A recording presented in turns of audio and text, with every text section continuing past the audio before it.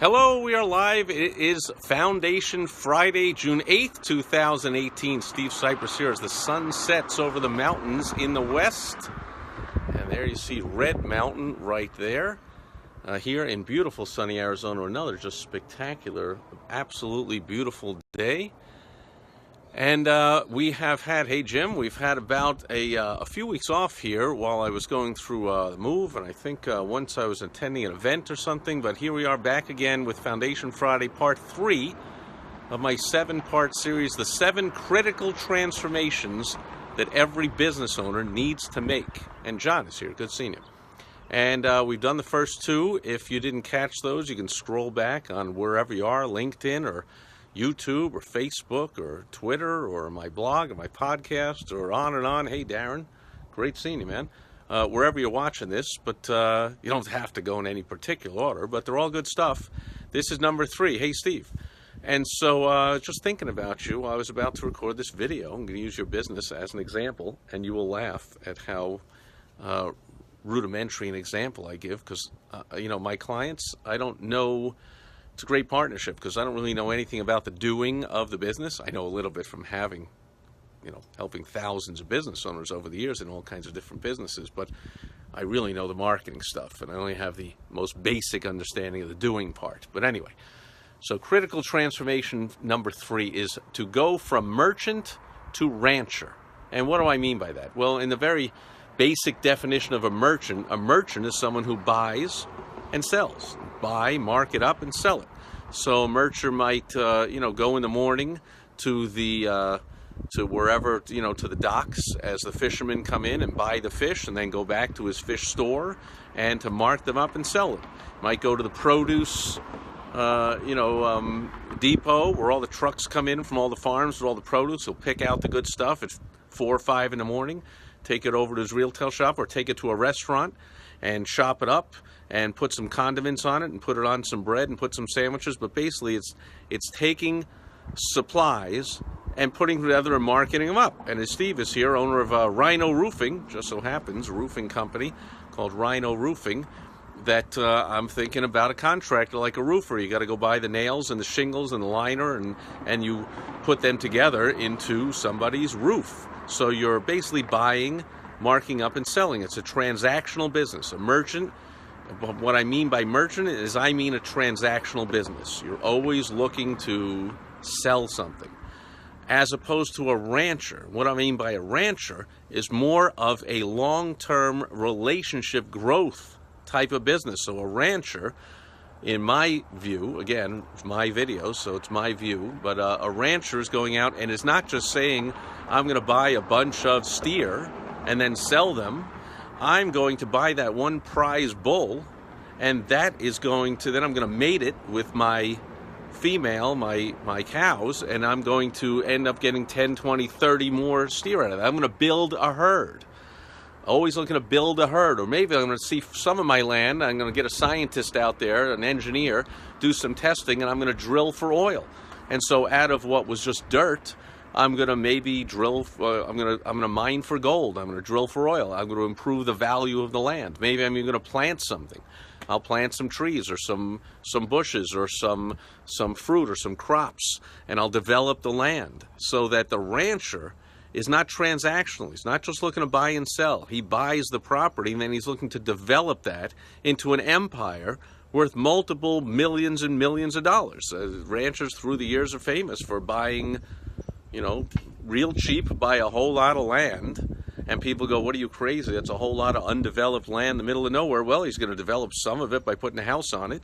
He's going to put a barn on that. He's going to drill for oil over there. He's going to build a herd and keep building it and put that over here and grow some crops over here. And before you know it, all that land that he bought for pennies per acre is now worth millions and millions of dollars. While the merchant is still getting up every day and looking to take whatever he has or buy some more supplies and mark them up and sell them. And it's a transactional business. So that's the critical transaction. If you are in a business, a transformation. If you're in a business where you're in a transactional merchant type business, you're always looking to sell something. You want to make that move to the relationship, long-term building assets business, investment mentality that a rancher has. And why not do both? Okay, and we call that the concept of present bank and future bank. So I could say to a client, I could say, Steve, how'd it go today? And you could say, well, I got a new roofing client, and so that's, it was a $15,000 roofing job, so he paid me. That's 15 grand in the bank, in the present bank. But also, I know that thanks to my referral program that you, Steve, helped me put together, or that you came up with on your own, or somebody else helped you, great. But your referral program means that every client you get gives you an average of 1.7 more referrals.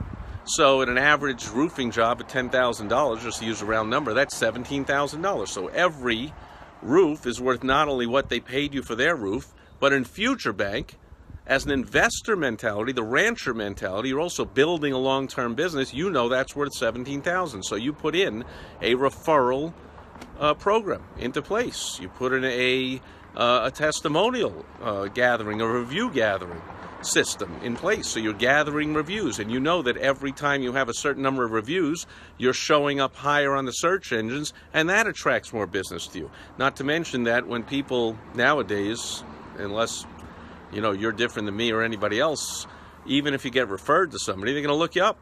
And they're going to say, oh, I suggest you go to Steve's Rhino Roofing. Steve's the greatest. Okay, that came from my best friend, said he's the greatest.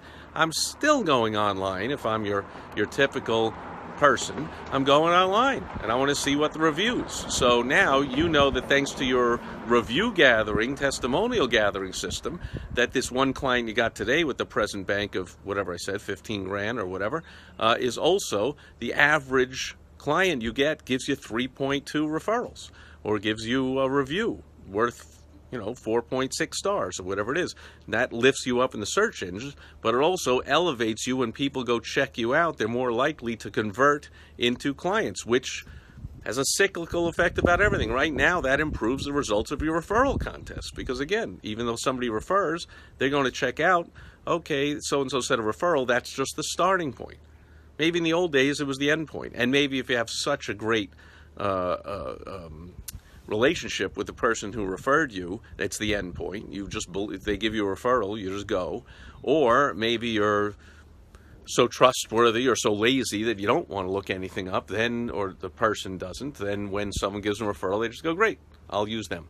Oh, I need a roof done for about 15, 20 grand. Oh, Steve's Roofing Company, sold. I'll just call him up. I'm not so sure people do that. I'm pretty sure they're going to go online and let's just see, does he have any complaints? Is he got any, code violations? Well, let's look him up. Let's see what people say. Holy moly, look at that. 212 videos on YouTube. 47 reviews on Google, Yelp, whatever, all over the place. Wow. No wonder. That was a great referral. Boom. So everything works together. All these systems work together. That's why my company is called Successful Selling Systems. I put systems into place for my clients. Everything works together. As long as they have the ante to get in the game, the excellent product or service. Notice how none of this stuff works really well if you don't have an excellent product or service. If you don't have an excellent product or service, you're stuck being a merchant forever. You're going to be transactional because you're not going to get a lot of great reviews. You're not going to get great testimonials. You're not going to get great referrals. You don't have an excellent product. You have a crappy product or service. So you'll just make another sale. Make another sale. You won't get repeat business, which is another part of future bank, right? This roofer every 10, 12, 15 years, whatever the type of roof you're putting on and whatever the weather is in the area and all the factors involved with how often they get another roof done.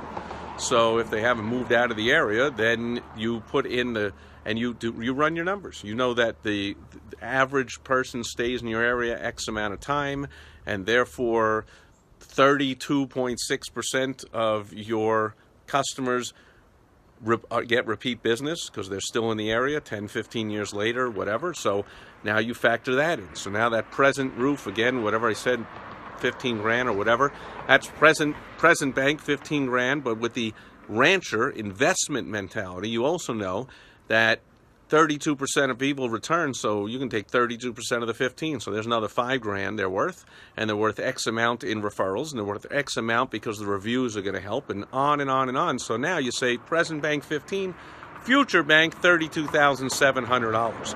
And now You've got the rancher, the investor mentality. You're looking at everything in the long term to grow a business, for all your systems to work to grow the business together so you can get out of what you might have been. If you've been in business 20 years and you've been a merchant, you're like, Steve, I just need to sell more stuff. Well, you're in for a pleasant surprise, because I not only help my clients to sell more stuff and get that present bank, that merchant idea going, but I also help put these systems into place and get this investor rancher thinking into the head of the business owner, turning them into an entrepreneur, always thinking about another stream of business. And how about, what else can I do with this homeowner? I mean, especially in roofing. They're only going to buy a roof every 15 years. Well, I got to refer them to people for gutter cleaning and painting and landscaping and, 22 other services in the home. What if I can be their source of referrals? They trust me now. They like me. They know me. I'm sending in my newsletter all the time. I keep saying, I know a guy. If you know somebody, if you need this, I'm telling stories in the newsletter about referrals I gave. And then that heating and air guy's giving me $500 for installing the new $10,000 air conditioning system. So I found other ways, future bank. Other ways to build my business, to develop that land, to develop those customers into more and more and more value. As I deliver more value to them, I bring more value to myself. That's the rancher mentality. So my wish is that everyone watching this video and everyone not watching the video goes from a merchant, transactional, present day, what can I buy, what can I sell mentality, to a sure, I got to sell stuff, but also how can I invest, build, become that rancher, always looking to develop the property and develop a long-term business that'll pay me back and my kids and my second and third generations, and I can will it, I can sell it. I have an ongoing thing here with systems in place that now my life, I'm working less, I'm making more, I have a lot less stress. I can put my head on the pillow at night and know that I got systems working. That's the rancher mentality. I got things going, even if a rancher didn't sell a steer that day.